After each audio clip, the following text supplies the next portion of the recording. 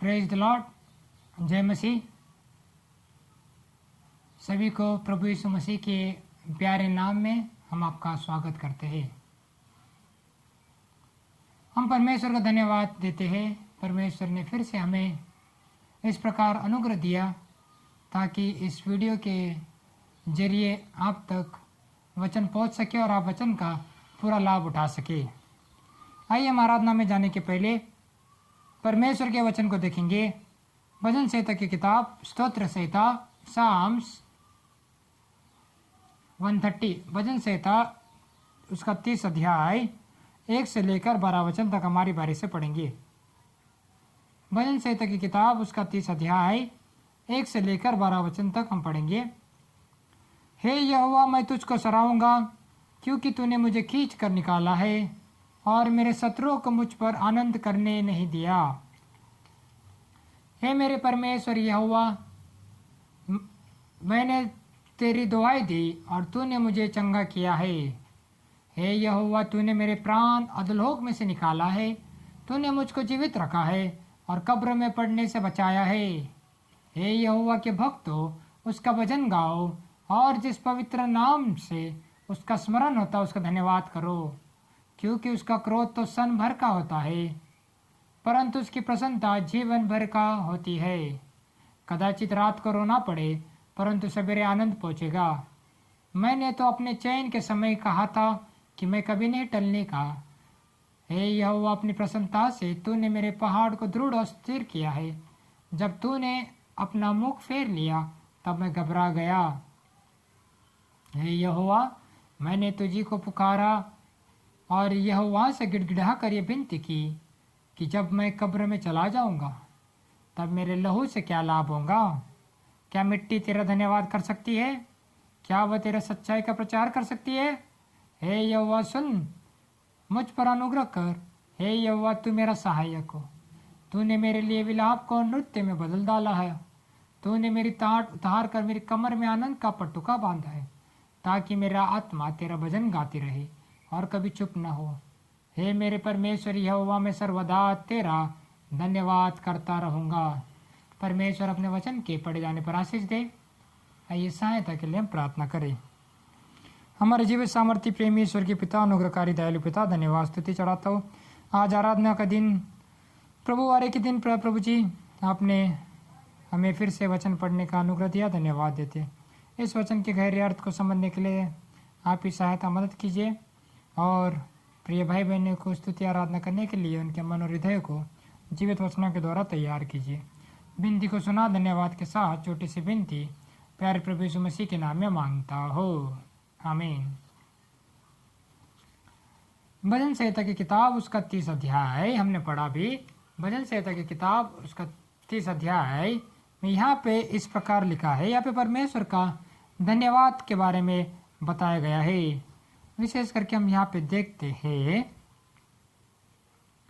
कि परमेश्वर का धन्यवाद क्यों करना चाहिए, क्या कारण है, क्यों परमेश्वर को हम थैंक यू बोलना चाहिए, है ना। यहाँ पे परमेश्वर के वचन में से आइए कुछ बात को देखेंगे।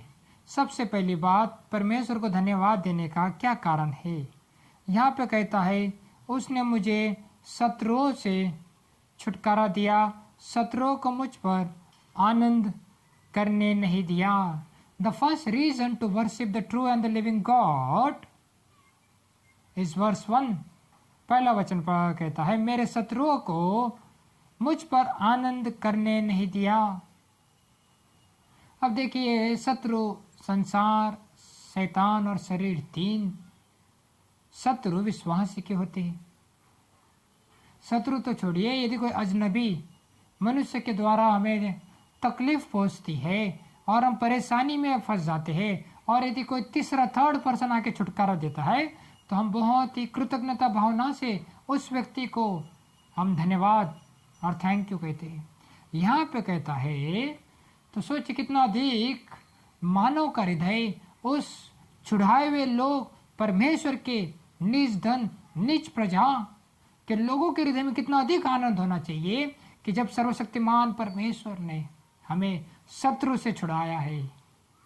देखिए परमेश्वर के वचन में इस प्रकार भी लिखा है, भजन संहिता की किताब उसका 116 अध्याय, स्तोत्र संहिता, साम्स 116 चैप्टर वर्स 8, स्तोत्र संहिता 116 अध्याय और उसका 8 वचन पढ़ रहा हो।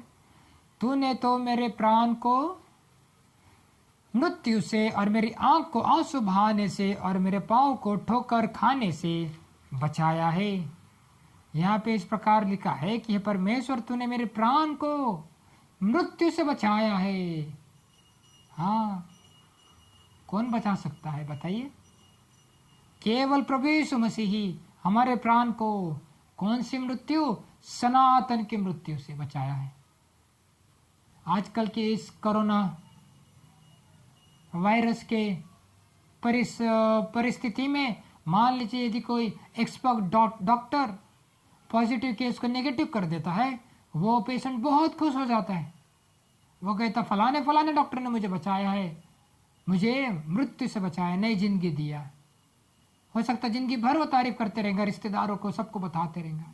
पर यहाँ आकाश और पृथ्वी को बनाने वाला सिरजनहार परमेश्वर ने हमारी प्राण को सनातन की मृत्यु से बचाया है, तो कितना अधिक हमें आनंद करना चाहिए, कितना अधिक हमारे हृदय आनंद से भर उठना चाहिए। देखिए, इसके लगाव में और एक रेफरेंस पढ़ना चाहते हैं, रोमियो की किताब में। पुराने नियम में से एक वचन पढ़े, अब हम नए नियम में से एक वचन पढ़ेंगे। रोमियो की किताब उसका 5 अध्याय, the book of Romans 5 chapter. Romeo की किताब उसका 5 अध्याय और 8 वचन। परंतु परमेश्वर हम पर अपनी प्रेम की भलाई इस रीति से प्रकट करता है कि जब हम पापी ही थे तभी मसीह हमारे लिए मरा। कैसा बचाया? प्रभु यीशु मसीह हमारे लिए मरा, उसके मृत्यु के द्वारा हमें नया जीवन मिला और इसी तरह से हमारा प्राण बच गया। ये वचन कहता है। हाँ, और एक 18 वचन भी पढ़ते हैं। इसलिए जैसा एक अपराध सब मनुष्य के लिए दंड की आज्ञा का कारण हुआ, वैसे एक धर्म का काम भी सब मनुष्य के लिए जीवन के निमित्त धर्मी ठहराए जाने का कारण हुआ है। ये तो सच बात है। केवल प्रभु यीशु मसीह ही के द्वारा हम सब मनुष्य धर्मी ठहरे, हम सब मनुष्य को नया जीवन मिला, हम सब मनुष्य को अनंत जीवन मिला है। कैसा मिला? 21 वचन कि जैसे पाप ने मृत्यु फैलाते हुए राज्य किया, वैसा ही हमारे प्रभु यीशु मसीह के द्वारा अनुग्रह भी अनंत जीवन के लिए धर्मी ठहराते हुए राज्य करे। इन वचनों से ये समझ में आता है कि प्रभु यीशु मसीह का मृत्यु के द्वारा, by the death of his dear son Lord Jesus Christ, we have received eternal life. प्रभु यीशु मसीह के मृत्यु के द्वारा हमें सनातन जीवन मिला है, ये वचन कहता है। इसलिए हमें कितना अधिक हमें परमेश्वर को धन्यवाद देना चाहिए। दूसरी बात, यहाँ पे हम देखते हैं परमेश्वर की स्तुति आराधना करने का वजह, पहला वजह मैंने बताया कि उसने हमें मृत्यु से बचाया है, आत्मिक मृत्यु से बचाया है, सनातन की मृत्यु से बचाया और शारीरिक मृत्यु से भी बचाया है। शारीरिक मृत्यु के बारे में हम देखते हैं यहाँ पे बहुत सारे वचन आज के अध्याय में दिखते हैं। भजन संहिता 30 अध्याय में कहता है 3 वचन, उसने मुझे जीवित रखा, मेरे प्राण को अधोलोक से निकाला है और कब्र में पड़ने से भी बचाया है। फिर और एक वचन देखते हैं शारीरिक मृत्यु के बारे में, 9 वचन, जब मैं कब्र में चला जाऊंगा तब मेरे लहू से क्या लाभ होगा? ब्लड बैंक में भी जिंदा आदमी का खून लेकर कोल्ड रेफ्रिजरेटर में स्टोर करते, मरे हुआ मुर्दे आदमी का खून नहीं लेते। मरने के बाद उसका खून का कोई उपयोग नहीं, निरुपयोगी है। यहाँ पे प्रभु यीशु मसीह ने खून बहा के अपने को पापों के समा दिया, लहू से खरीदा, लहू का सिक्का लगा दिया। तो ये लहू, जब तक आत्मा प्राण शरीर है तब तक ये लहू बहुत लाभदायक है। लहू में जीवन है। जब दिलों का धड़कन बंद हो जाता है, जब हम कब्र में चले जाते, लहू भी सूख जाता है और लहू का उस मनुष्य को कोई लाभ नहीं होता। इसलिए कहता है जब मैं कब्र में चले जाऊंगा तब मेरे लहू से क्या लाभ होगा? क्या मिट्टी धन्यवाद कर सकती है? बिल्कुल नहीं। क्या वह सच्चाई का प्रचार कर सकती है? बिल्कुल नहीं। तो इसे ये समझ में आता है, जब तक परमेश्वर ने हमें श्वास में श्वास रखा है, मिट्टी में जाने से रोका है, जीवित रखा है, कब्र में पड़ने से बचाया है, तब तक हमें उसका धन्यवाद करना बहुत ही जरूरी है। दूसरी बात हम देखते हैं, परमेश्वर ने हमें उसके क्रोध से बचाया है ना। भजन संहिता की किताब 30 अध्याय 5 वचन, उसका क्रोध तो सन भर का होता है, परंतु उसकी प्रसन्नता जीवन भर की होती है। हाँ, परमेश्वर का क्रोध। अब देखिए, ये महामारी बीमारी ने सारे जगत को, संसार के अनेक देशों को अपने पंजे में ले लिया है। कुछ कुछ लोग कहते परमेश्वर का क्रोध है, ये परमेश्वर की तरफ से ऐसे सच बात है, ये परमेश्वर की तरफ से है, ताकि परमेश्वर चाहता है कि दुष्ट पश्चाताप करे, अपने परमेश्वर की ओर फिरे, और धर्मी व्यक्ति परमेश्वर के धर्म के राज्य की अधिक खोज करे, धर्मी बातों की, धर्म की बात की अधिक खोज में लगे रहे, स्वर्गीय बातों की खोज में लगे रहे, जीवित वचनों के साथ अधिक समय बिताए, परमेश्वर के साथ अधिक समय बिताए। यिर्मयाह की किताब में देखिए, ये परमेश्वर का वचन क्या कहता है। यिर्मयाह की किताब the book of Jeremiah 16 chapter, यिर्मयाह की किताब उसका 16 अध्याय और उसका 4 वचन, उनके विषय यहोवा यूं कहता है, वे बुरी बुरी बीमारियों से मरेंगे। क्या कहता है? बुरी बुरी बीमारियों से मरेंगे। हम देखते हैं कि ये बुरी बुरी बीमारी जो आ चुकी है संसार के ऊपर विपत्ति, अनेक लोग ने प्राण को गंवा दिया है। और कहता है उनके लिए छाती पीटने के लिए कोई ना होगा, उनको मिट्टी भी कोई ना देगा, न मिट्टी उनको देगा, वे भूमि के ऊपर खाद के समान पड़े रहेंगे। बड़े बड़े देश में हम देखते हैं, इटली में, चाइना में, इतने सारे डेड बॉडी को गड्ढा खोदने के लिए भी उनके पास वक्त नहीं है। बड़े बड़े मशीन जेसीबी से गड्ढा खोद के सारे डेड बॉडीज को डाल दिए। क्यों? मिट्टी देने के लिए, छाती पीटने के लिए भी कोई नहीं है। क्या परमेश्वर का वचन सही नहीं है? परमेश्वर का वचन कितना प्रभावित रीति से आज पूरा होते हुए हम नजरों से देख रहे हैं। ये तो परमेश्वर का क्रोध का एक थोड़ा सा झलक है, और सबसे बड़ा क्रोध, उस भयानक दिन का क्रोध, कौन खड़ा रह सकता है? परमेश्वर का वचन कहता है, कौन खड़ा रह सकता है? क्या कोई उस परमेश्वर के क्रोध के सामने कोई खड़े रह सकता है? कोई नहीं। इसलिए कहता है रोमियो की किताब 5 अध्याय में, देखिए the book of Romans 5 chapter, Romeo की किताब उसका 5 अध्याय और उसका 9 वचन पढ़ रहा हो। रोमियो की किताब 5 अध्याय 9 वचन, अंत जबकि हम उसके लहू के द्वारा धर्मी ठहरे, लहू के कारण धर्मी ठहरे, तो उसके द्वारा परमेश्वर से क्रोध से क्यों नहीं बचेंगे? सोचिए, there is power in the blood of Jesus Christ. क्या आपने इस बात पे कभी गौर किया, कभी मनन किया? परमेश्वर के लहू में ऐसा अद्भुत सामर्थ्य है, फिर संसार की बुरी बुरी बीमारियों से तो जरूर बचा सकता हमें। आंखों से न दिखने वाला ये कोरोना वायरस से भी बचा सकता है, परंतु आने वाले दिन में, भयानक दिन, परमेश्वर का क्रोध के दिन से भी जरूर बचाएगा। क्यों? कैसे बचाएगा? योहान 3 अध्याय 36 वचन, जो कोई पुत्र पर विश्वास करता है उसके पास सनातन जीवन है, जो कोई विश्वास नहीं करता परमेश्वर का क्रोध बना रहता है। सोचिए, केवल आप और मैं विश्वास करने के द्वारा हम आने वाले भयानक क्रोध से, परमेश्वर का क्रोध से हम बच गए। कितना अधिक आनंद होना चाहिए, सबको खुशी के बारे में बताना चाहिए। मेरे भाई लोगों, मेरे बहन लोग, संसार के लोग, मित्र लोग, मैं क्या है, मैं परमेश्वर के क्रोध से बच गया। कैसा बचा? प्यारा प्रभु यीशु मसीह ने मुझे परमेश्वर के क्रोध से बचाया। प्रभु यीशु मसीह दुनिया में मेरे लिए आया, प्रभु यीशु मसीह ने मेरे लिए कलवरी क्रूस पर प्राण का बलिदान कर दिया।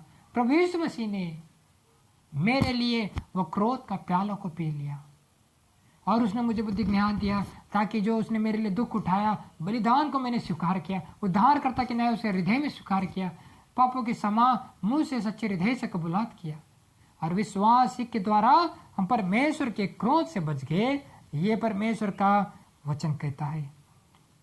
इसलिए मैं परमेश्वर का धन्यवाद देना।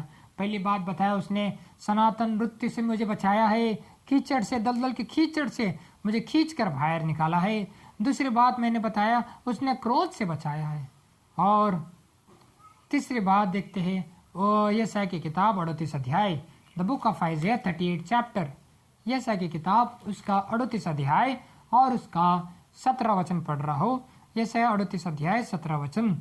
यहाँ पे 17 वचन में बीच का पोर्शन पढ़ रहा हूँ। परंतु तूने स्नेह करके मुझे विनाश के गड्ढे से निकाला है और मेरे सब पापों को तूने अपने पीठ के पीछे फेंक दिया है।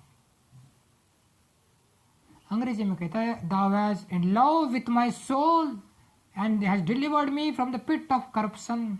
सत्यानाश के गड्ढा एक ऐसा गड्ढा है जब कोई गिरता है तो उसमें बचने की कोई उम्मीद नहीं रहता। ऐसे गड्ढे से बचाया है। कैसे बचाया है? बड़े प्यार कर कर, हिंदी में कहता स्नेह करके। यदि किसी के दिल में आपके लिए जगह होंगी तो फिर आपको बचाने के लिए आएंगे ना।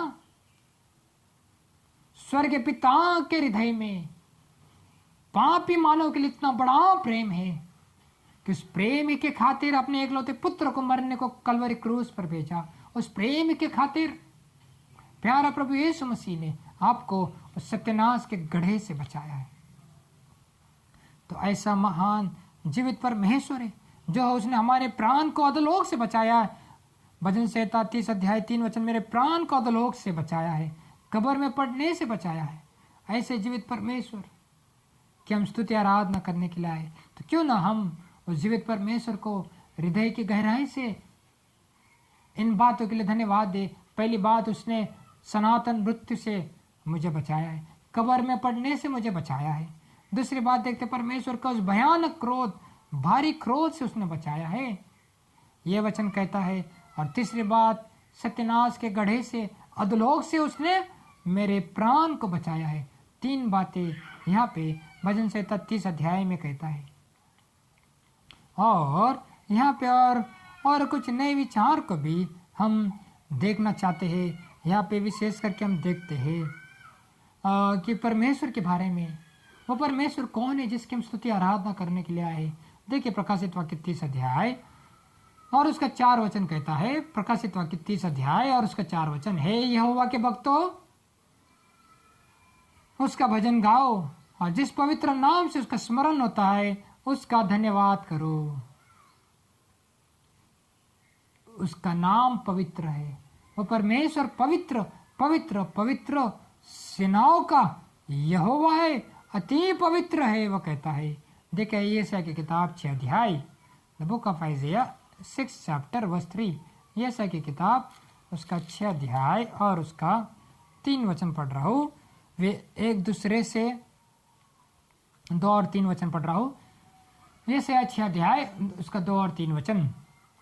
उसे ऊंचे पर सराफ दिखाई दिए, उनके 6 पंख थे, 2 पंखों से वे अपने मुंह को ढांपे थे और 2 से अपने पावों को और 2 से उड़ रहे थे। वे एक दूसरे से पुकार पुकार कर कह रहे थे, सेनाओं का यहोवा पवित्र पवित्र पवित्र है, सारी पृथ्वी उसके तेज से भरपूर है। और यही बात प्रकाशित 4 अध्याय में भी यही बात लिखा है। प्रकाशित वाक्य 4 अध्याय, the book of revelation 4 chapter और वर्स 8, चारों प्राणी के 6 पंख है, चारों और भीतर आंखें आंखें है, रात और दिन बिना विश्राम लिए कहते हैं। नॉन स्टॉप आराधना कर रहे। क्या आराधना कर रहे? कौन से शब्दों से कर रहे? जरा सुनिए, पवित्र पवित्र पवित्र प्रभु परमेश्वर सर्वशक्तिमान, जो था, जो है और जो आने वाला है।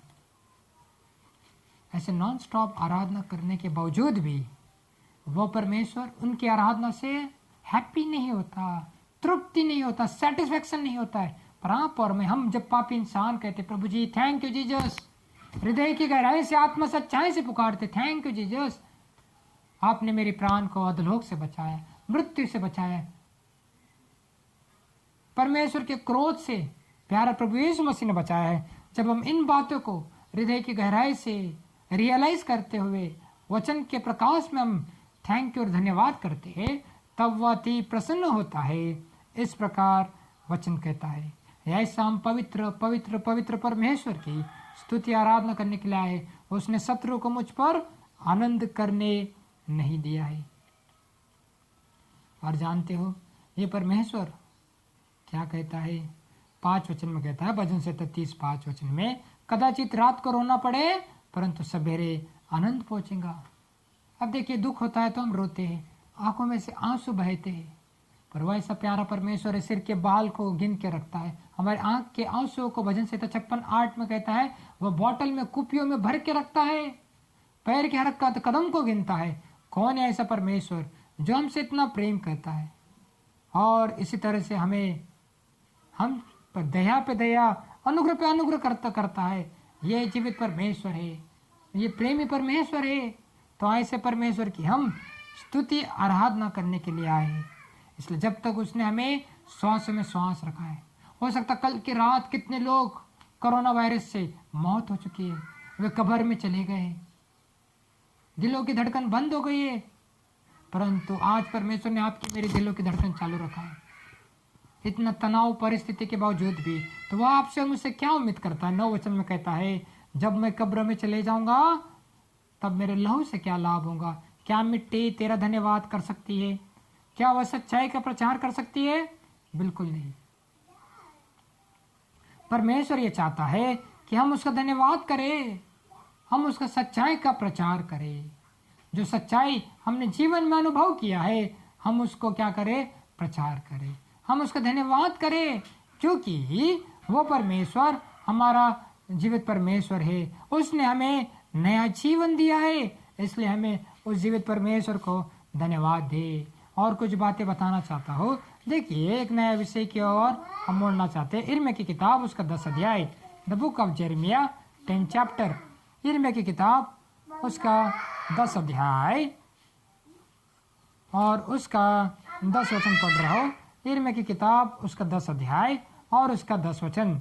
यिर्मयाह की किताब उसका 10 अध्याय और उसका 10 वचन पढ़ रहा हूँ। परंतु यहोवा वास्तव में परमेश्वर है, वह जीवित परमेश्वर और सदा का राजा वही है। उसका प्रकोप से पृथ्वी कांपता है और वह जाति जाति के लोग उसका क्रोध को सह नहीं कर सकते। वह जाति जाति के लोग उसको क्रोध को सह नहीं कर सकते। वह वास्तव में जीवित परमेश्वर है, वह सदा का राजा है। परमेश्वर का प्रकोप से क्या कहता है? पृथ्वी भी कांपता है। इसलिए हमें कितना अधिक उस जीवित परमेश्वर से डरना है। आकाश और पृथ्वी भी थर थर कांपता है। आज सारे देश के लोग वो क्या हो रहा है? थर थर कांप रहे हैं उस परमेश्वर का प्रकोप से। इसलिए हमें परमेश्वर को धन्यवाद देना है कि उसने हमें बचाया है। इस बात को ध्यान रखना है। और हम एक बात को देखेंगे। यशायाह की किताब उसका 13 अध्याय, यशायाह की किताब उसका 13 अध्याय और उसका 13 वचन। यशायाह की किताब उसका 13 अध्याय और उसका 13 वचन। The book of Isaiah 13 chapter verse 13। इसलिए मैं आकाश को कंपाऊंगा और पृथ्वी अपने स्थान को टल जाएंगी। सेनाओं का यहोवा के रोष के कारण और उसके भड़के हुए क्रोध का दिन होगा। परमेश्वर का क्रोध का दिन बहुत ही शीघ्र आ रहा है। आकाश पृथ्वी थर थर कांपेंगी, कहता है। सेनाओं का यहोवा का भड़का हुआ क्रोध का दिन बहुत ही करीब आ रहा है। इसलिए मन फिराए, पश्चाताप करे, परमेश्वर से क्षमा मांगे अपने पापों की, परमेश्वर का दया का उम्मीद करे। वह दयालु परमेश्वर है, वह अनुग्रहकारी परमेश्वर है, वह हमें दया पे दया करने वाला है। इसलिए आइए हम उस जीवित परमेश्वर के पास करीब जाए। और एक वचन देखना चाहते हैं, इफिसियों का पत्र 3 अध्याय, the book of Ephesians 3rd chapter. इफिसियों की किताब उसका 3 अध्याय और 3 से 5 वचन पढ़ रहा हूँ। इफिसियों की किताब 3 अध्याय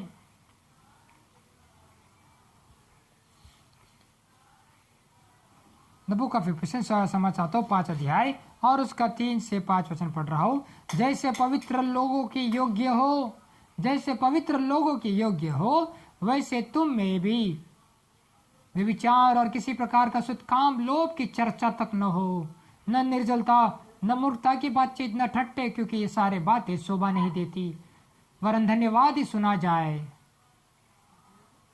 क्योंकि तुम ये जानते हो कि किसी व्यभिचारी या अशुद्ध जन या लोभी मनुष्य या जो मूर्ति पूजा के बराबर है, मसीह और परमेश्वर के राज्य में मिरास नहीं है।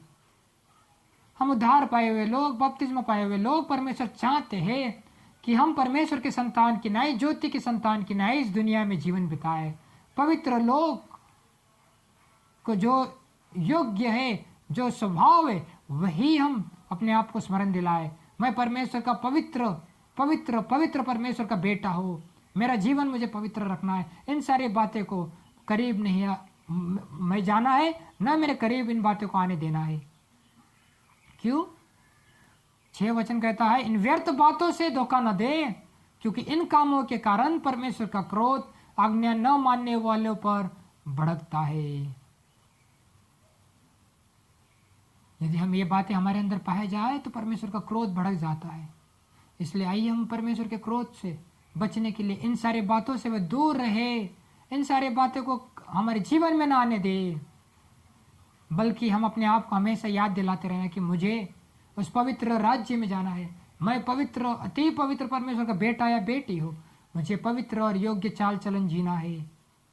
और परमेश्वर को क्या पसंद है, 10 वचन, इफिसी 5 अध्याय 10 वचन, और ये परखो कि प्रभु को क्या भाता है, परमेश्वर को क्या पसंद है, उन्हीं बातों को हम करें। ये वचन कहता है जो परमेश्वर को पसंद है हमें उन्हीं बातों को जीवन भर करते रहे। यह विश्वासियों के लिए और अविश्वासियों के लिए दोनों के लिए यहाँ पे संदेश है। विश्वासियों के लिए संदेश है कि इन जो बातें हमने लिस्ट पढ़ा, ये बातें करीब नहीं आना है। विश्वासी हमेशा अपने आप को स्मरण दिलाए कि मैं परमेश्वर का पवित्र परमेश्वर का बेटा है, बेटी हूँ, पवित्र और योग्य चाल चलन मुझे जीना है, पवित्र आत्मा के अनुसार मुझे चलना है, और परमेश्वर को क्या भाता है वही मुझे करना है। ये बात को हमें अपने आप को लगातार स्मरण देना है और उसके नाम को धन्यवाद देते रहना है। हे परमेश्वर के भक्तों, कहता है यहोवा को सराहो, यहोवा को ही को सराहो, इस प्रकार वचन कहता है। और आइए वापस भजन से 33 अध्याय और 12 वचन पढ़ रहा हूँ, ताकि मेरे आत्मा तेरा भजन गाती रहे।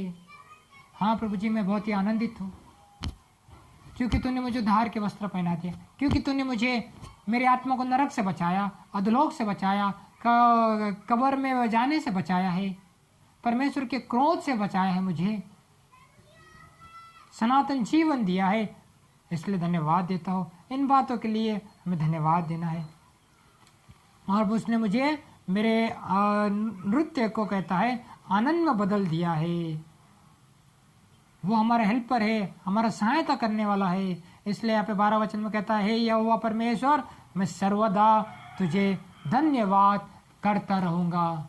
तो आइए हम उस जीवित परमेश्वर जिसने हमें नया जीवन दिया है, श्वास में श्वास रखा है, इतना महान अद्भुत चमत्कार किया है, उस जीवित परमेश्वर को हम धन्यवाद दे। परमेश्वर अपने वचन के पढ़े जाने पर आशीष दे। हमारे जीवित सामर्थ्य प्रेमेश्वर के पिता, धन्यवाद स्तुति चढ़ाता हूँ जो निर्बलता में वचन का बीज बोया गया, उस वचन का बीज का रक्षा कीजिए और इस वचन के द्वारा अनेक लोग जो सुन रहे हैं उनको लाभ हो सके, ऐसा उनको कृपा दीजिए। उनके परिवार को और हर एक परिवार के व्यक्तिगत भाई बहनों के ऊपर भी, उनके व्यक्तिगत जीवन के ऊपर आपका आशीष चाहते प्रभु जी। उनकी आत्मा को आप नरक से बचा दीजिए। और जो विश्वासी भाई बहन जिनको उद्धार पाप क्षमा का अनुभव है और जिनकी आत्मा को आपने नरक से बचाया है, वे प्रभु के आने के दिन तक विश्वास के बने रहे। प्रभु को क्या परखता है, मेरे परमेश्वर को क्या पसंद है, वे बात को हमेशा अपने आप को याद दिलाते रहे और वैसा जीवन बिताने के लिए मुझे, मेरे परिवार को और प्रिय भाई बहनों को आप इस सहायता मदद कीजिए। वचन के सेवकाई के लिए अपने सहायता के धन्यवाद देता हूँ। धन्यवाद के साथ छोटी सी विनती प्यारे प्रभु यीशु मसीह के पवित्र और ऊंचे नाम में मांगते हैं, आमीन। अब से प्रभु यीशु मसीह का अनुग्रह और स्वर्गीय पिता का प्रेम, पवित्र आत्मा की अखंड सहभागिता अब से लेकर सदा सर्वदा सारे संत गणों पर आपके आने के दिन तक युगानुयुग तक बनी रहे, आमीन।